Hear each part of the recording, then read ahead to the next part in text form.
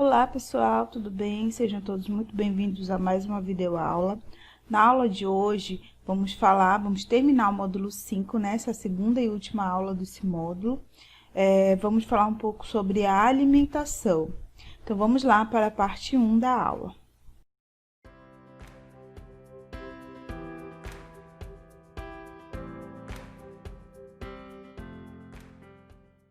Então, para a gente dar início à primeira parte da aula, vamos falar um pouquinho sobre necessidades nutricionais.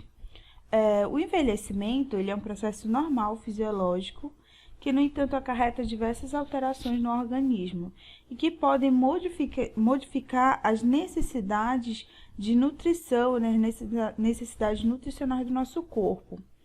Esse aspecto pode ser agravado quando a gente tem a presença de doenças, interferências por medicamentos ou problemas sociais e psicológicos. Então, para se manter um bom estado nutricional, é necessário que a gente tenha uma alimentação, né, adequada e que tenha alimentos de todos os grupos alimentares de uma forma balanceada e equilibrada. Aqui eu vou falar para vocês sobre 3 principais grupos alimentares. A gente tem os grupos dos energéticos, né? Como vocês podem ver aqui, a gente tem fontes de carboidratos, açúcares, certo? Esses alimentos, eles são chamados de energéticos porque eles que vão nos proporcionar energia, né? Eles que vão fazer com que o nosso corpo consiga obter nutrientes para a produção de energia.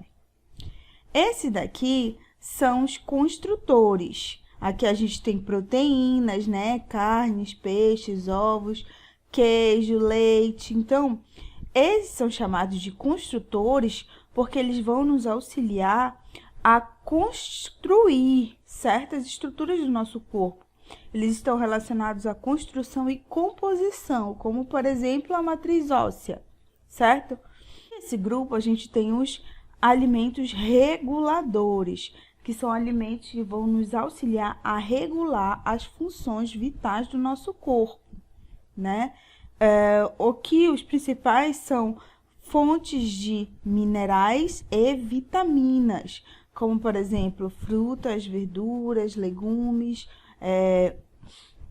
entre outros. Nutrição e envelhecimento. Uma alimentação saudável, isso é, adequadamente, né, nutricional, adequada nutricionalmente, sem contaminação, tem influência no bem-estar físico e mental, no equilíbrio emocional, na prevenção e tratamento de doenças. Quando a gente fala nutrientes, são as substâncias contidas nos alimentos em que são absorvíveis, né, que são utilizadas para um determinado fim no nosso corpo.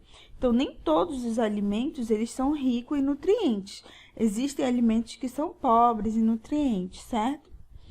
Para ter uma alimentação equilibrada e com todos os nutrientes necessários para a manutenção da saúde, é preciso variar os tipos de alimento. É recomendado sempre em que essa alimentação, ela seja, além de saborosa, seja colorida e equilibrada.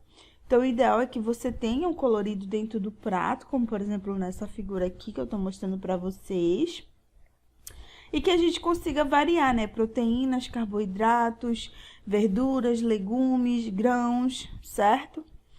É importante que dentro desse processo de nutrição, as preferências individuais sejam valorizadas também, assim como a questão da acessibilidade no ponto de vista econômico da pessoa cuidada.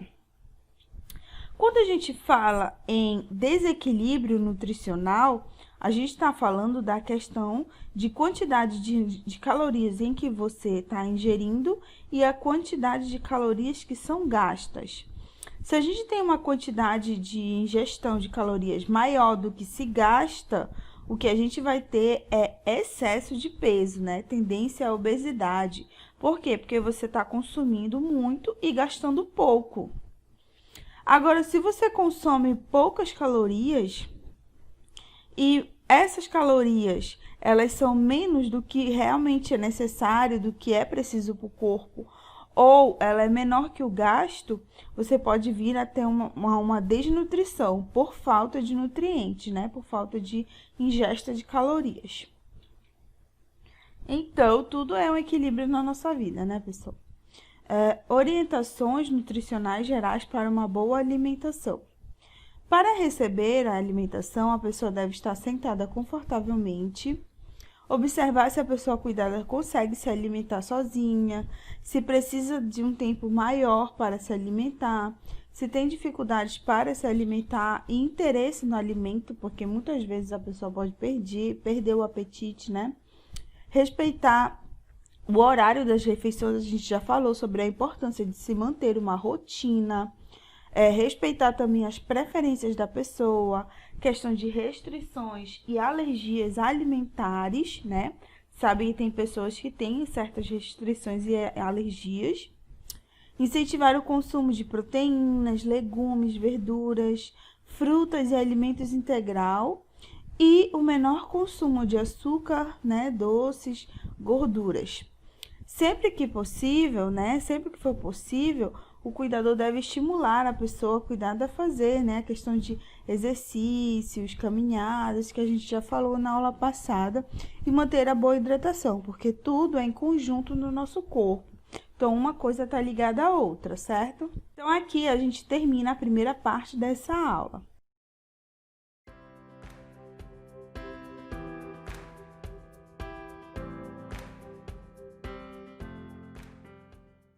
Na segunda parte da aula, nós vamos falar sobre orientações gerais nutricionais, né? Especiais. Vamos começar falando um pouquinho sobre orientações gerais. Especiais. A gente falou na parte 1 sobre orientações gerais e agora a gente está falando sobre orientações especiais, certo? Aqui, no caso de uma pessoa com hipertensão, existem N coisas que a gente precisa fazer. Mas aqui, o principal aconselhamento é reduzir a quantidade de sal na alimentação e no preparo. Incluir no hábito alimentar frutas, legumes e verduras. Evitar alimentos industrializados e ricos em sódio. Não fumar, não ingerir bebidas alcoólicas. Isso daqui basicamente é para tudo, né? Quando a gente fala em reeducação alimentar.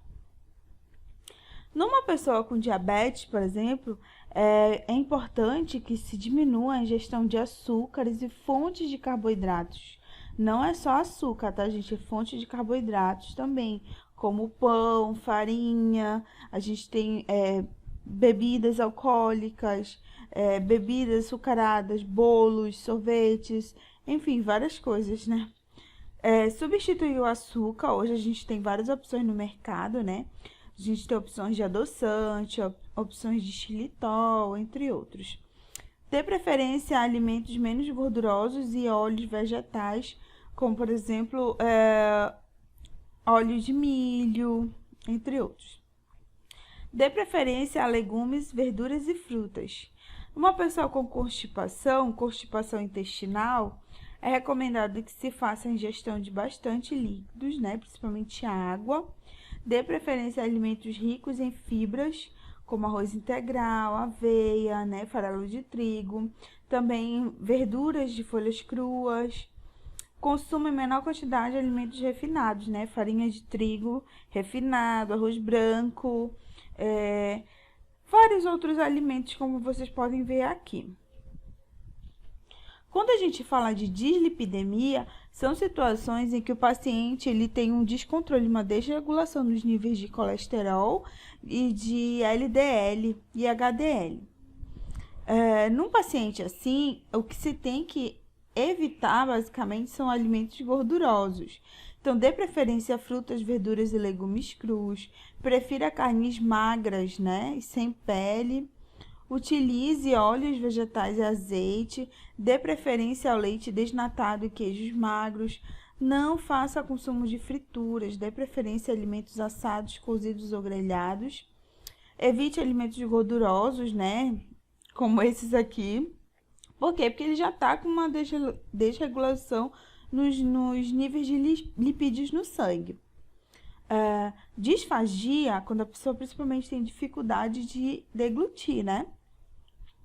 Então, oferecer refeições em quantidades menores, aí você aumenta o número de vezes por dia. Oferecer líquidos no intervalo de refeições em pequenas quantidades, né, através de canudos. Manter a pessoa sentada em posição reclinada com a ajuda de travesseiros. A pessoa com dificuldade para engolir aceita melhor os alimentos mais leves e macios. Evitar alimentos de consistência duras, farinhentos e secos. Flatulência é quando a gente tem muitos gases, né? A gente tem a formação de muitos gases. Tem gente que sofre muito com isso, principalmente o idoso. É importante oferecer principalmente líquidos e fazer uma alimentação saudável, né? Evitar alguns alimentos. Essas informações também estão na apostila de vocês, certo? E estimular exercícios, né? Que podem acabar ajudando na eliminação dos gases. É importante vocês lembrar que cada condição de saúde pode requerer uma dieta especial. Como condição de saúde? Às vezes a pessoa tem um diagnóstico, uma doença X em que ela não pode comer determinado tipo de alimento. Essa dieta especial ela é prescrita por um profissional médico ou nutricionista. Nesse caso, deve-se seguir à risca essa dieta prescrita, a preferência dessa dieta e as orientações dos profissionais da equipe de saúde, ok? Então, aqui a gente termina a segunda parte dessa aula e aí nós vamos dar prosseguimento para a parte 3.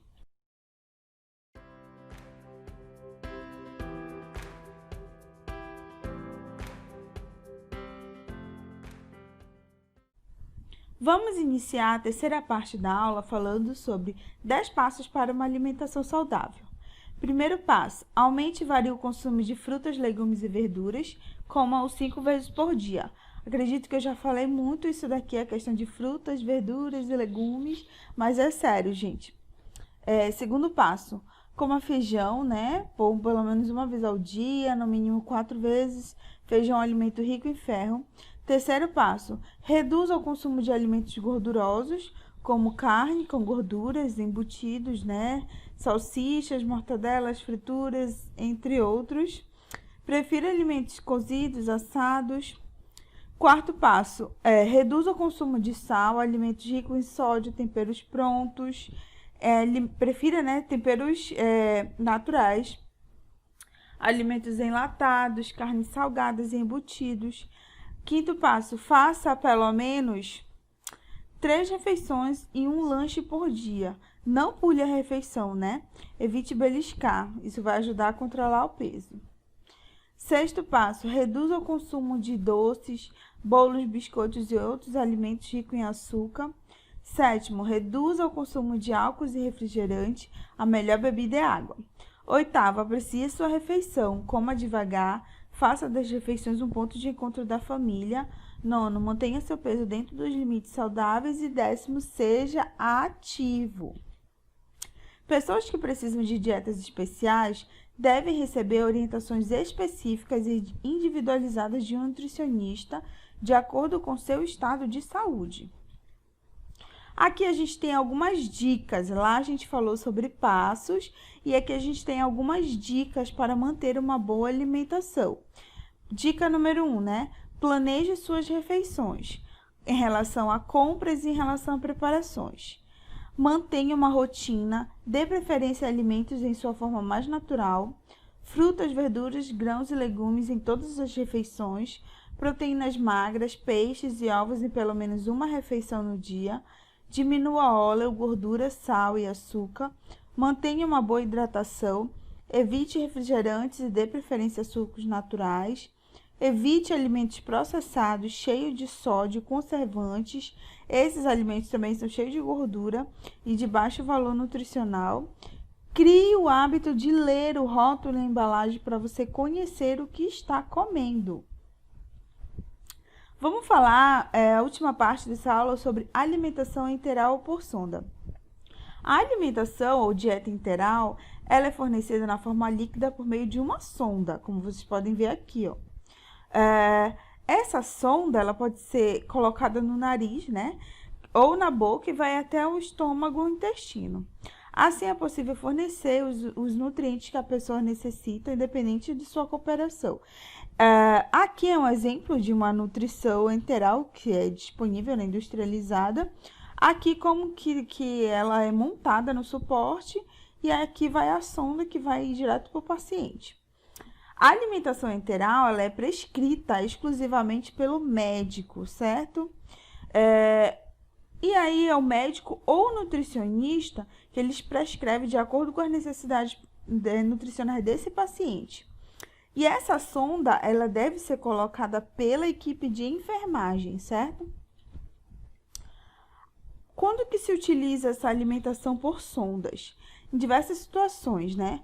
Para controlar a diarreia, prisão de ventre e vômitos, quando você precisa preparar o organismo para cirurgias ou tratamentos específicos, quando a pessoa não consegue se alimentar pela boca por algum motivo, quando a quantidade de alimentos que a pessoa não come não está sendo suficiente, quando há necessidade de aumentar a quantidade de calorias sem aumentar a quantidade de comida, e para suplementar, como por exemplo em algumas situações que a pessoa recebe uma alimentação mista, né, que ela faz pela boca e também faz pela sonda.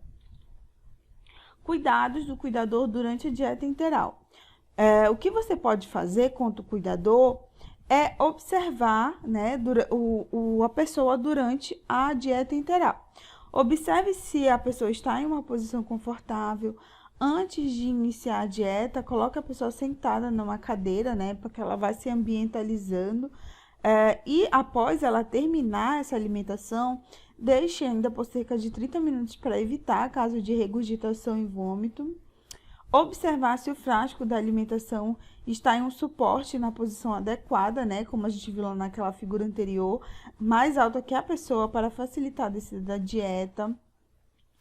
A sonda deve permanecer fechada se não estiver em uso e manter a higienização do local de preparo da alimentação, bem como suas mãos.